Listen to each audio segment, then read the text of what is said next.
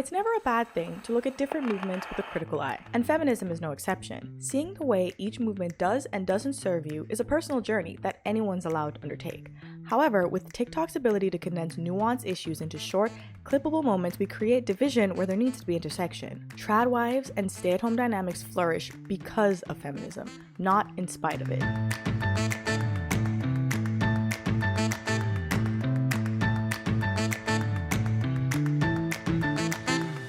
I saw a comedian on Instagram the other day said that it's important that everybody believes in some conspiracy theory, and I agree. Because I feel like the idea that you just know everything about everything is kind of arrogant. I know it's kind of wild to say that you need to believe in something that can't be proved, but also the idea that you don't believe in anything that can't be proved just doesn't feel right that you're doing that. And one of the biggest ones that I subscribe to, which I think is the same one that that comedian said, is that ancient civilizations were a lot more forward thinking than we are now. The existence of the pyramids to me speaks to the fact that just because people were from the past doesn't mean that they were these ooga booga people. And frankly, I think the existence of TikTok also speaks to the fact that sometimes progress is regressional. Sometimes we take steps back. The only faith I have in humanity is the fact that progress isn't linear. Because if I had to believe that the shit that I'm seeing on TikTok is a product of the smartest kind of human to ever exist, I'd question why we bother. One of my favorite new groups on TikTok that I've been getting a lot of attention are the stay-at-home girlfriends, the trad wives, the pick-me's of TikTok. They're not necessarily the same and don't necessarily have all the same rhetoric, but I kind of feel like they're different weights of the same font. They might not be exactly the same, but there's a lot of intersection in the ways that they think and the good and bad of their rhetoric. Because a lot of them rely very heavily on deconstructing feminism and kind of being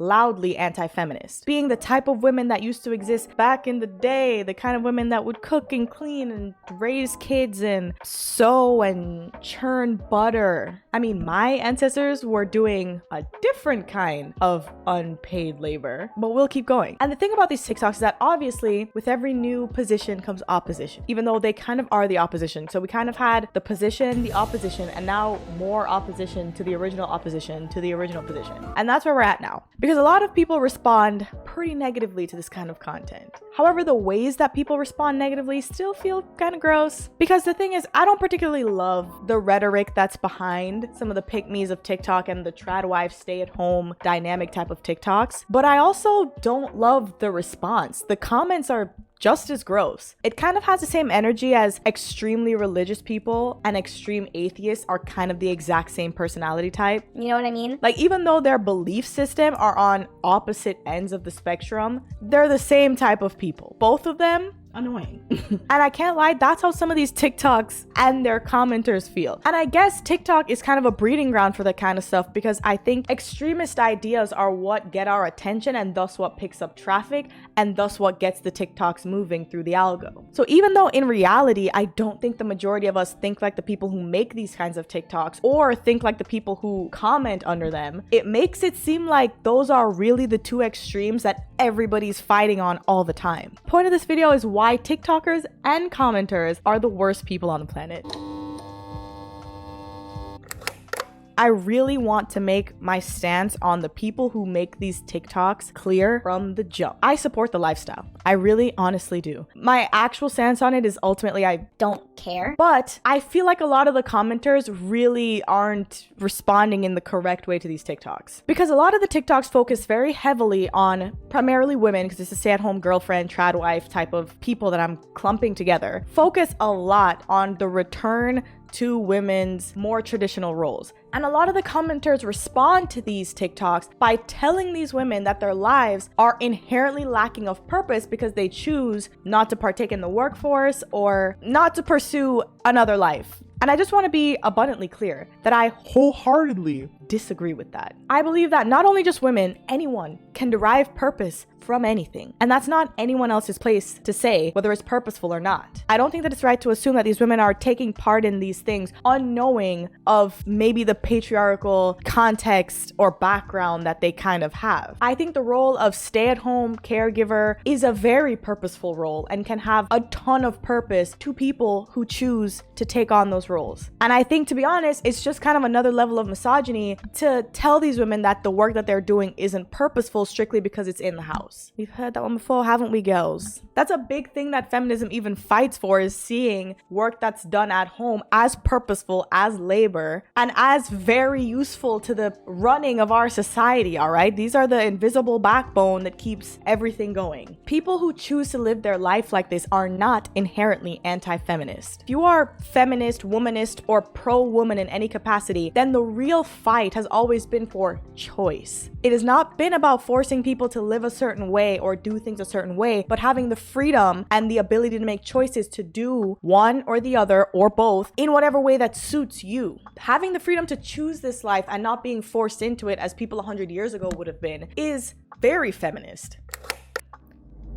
But I'm about to go in on you stay-at-home girlies too, alright? I'm not only here to defend, I'm here to conquer. The commenters are not the only one who have a lot of anti-feminist or anti-woman rhetoric, because believe it or not, the choice that you've made to be a traditional stay-at-home woman is not anti-feminist. The reason why this kind of lifestyle is even working out for people in the Lord's good old year of 2022 is because of feminism.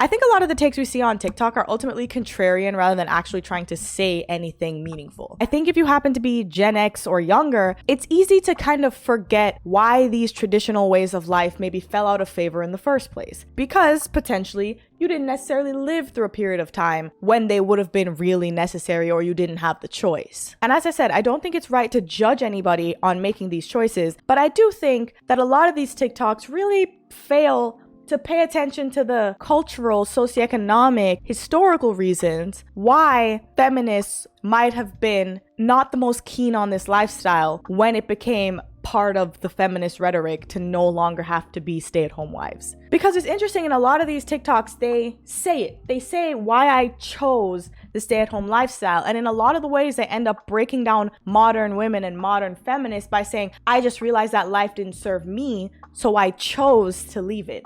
And ironically, while breaking down feminism and modern women, they fail to realize that its very existence is the reason why you're able to choose and why these stay-at-home lifestyles are a lot better now than they probably were if you had to do it 100 years ago. A lot of the ideas make it seem like modern women choosing not to take part in this lifestyle is the aggressor, is the person that's in the wrong, rather than the systems that might have led people to make these decisions in the first place. Many of these kinds of ideas like to look back on the past, on our grandparents, and be like, God, they were so in love. Our great-grandparents, look back at their wedding pictures. I can't do that, but I know some of you whites can. However, these are the ladies who fought for us to not have to live that life. So maybe let's look into it a little deeper. The reality of the situation is that while a lot of these women may have very well been in love, they may have very well genuinely found the love of their life at 18, may have very well been happy to have 3 kids by 19. Maybe she was a victim, maybe she's Maybelline. A lot of these women were not married for 50, 60 years just out of pure love. Some of the girlies were stuck. If you have no economic rights, if you're not able to have a bank account, credit, a job that's gonna pay any meaningful amount of money, buy your own home, if you were given from your dad to your husband with your virginity as currency, then your options for not being married and not being a stay-at-home wife were limited. And I think it's very obvious when it's shown that when women have the choice, they do leave. There wasn't a reality where the girlies were just getting their own place, their own job, and take care of themselves, choosing not to have children, and it just wasn't a thing. Outside of the socioeconomic inability to do so, I think the general societal treatment of women who made this choice was probably a lot harsher as well. And it's very normal for people I know from my coworkers, friends, and family to get married so much later in life. So there's probably just a lot less pressure for, like, let's say a 20-year-old girl to get married because she has freedom and options. If anything, a lot of people are now pressuring the girlies to get that degree. It's not just only the freedom to choose this life that makes it better or worse. Like, let's be frank, the safest buildings are the ones that have a lot of exits. You don't necessarily use the emergency exit in every building that you enter, but it's a safer building because they exist. For the most part, a lot of people who live a stay-at-home mom type of lifestyle or even a trad wife type of lifestyle are still older because they had the freedom to choose to wait. They're often educated. A lot of them have the degree. Many of them worked or have worked in the past, so they have some type of money. And a lot of them have a lot of escape routes that they don't speak of. Because yes, while you can choose to be a trad wife, the fact that you have the option makes the situation of you as a trad wife not comparable to what it would have been when the girlies had to do this and didn't have an escape route. Again, I say I completely support this way of life and I don't have any issue with people choosing this, and I think it's disgusting to come at them. I don't think that it's unfair to point out that there is also a lot of vulnerability that came with this type of lifestyle. There's a lot of also history of abuse that happens in these type of situations, because I think it's also important to acknowledge that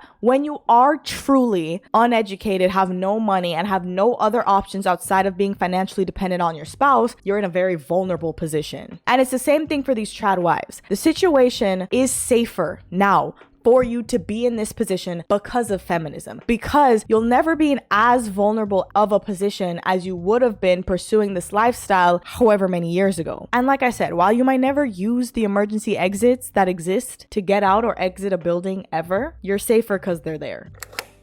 Because no matter how dependent you are on your spouse now, you have options. Not to say that it's not a vulnerable position, and not to say that situations of abuse don't still happen in present day stay-at-home situations. Just to say that just by law, shit, you're allowed to have a bank account. And in 2022, when women's rights are disappearing rather quickly, a bare minimum win is a win. We just forget that the entire point of this was choice. There is no right or wrong way to live. The entire point of this is that if you want a girl boss, you can girl boss. And if you want to stay at home and cook and clean, you can do that too. The entire point of this was freedom. No one's right and no one's wrong. Everybody's just freer. And to be honest, after all of this is said and done, the least realistic part of all of this is the idea that in 2022, a single income would be enough to take care of an entire family. That's the real fucking fantasy, queens. So what was the point of this video, and what is the wrap up? Please take a moment to locate your nearest exit, as it could be behind you.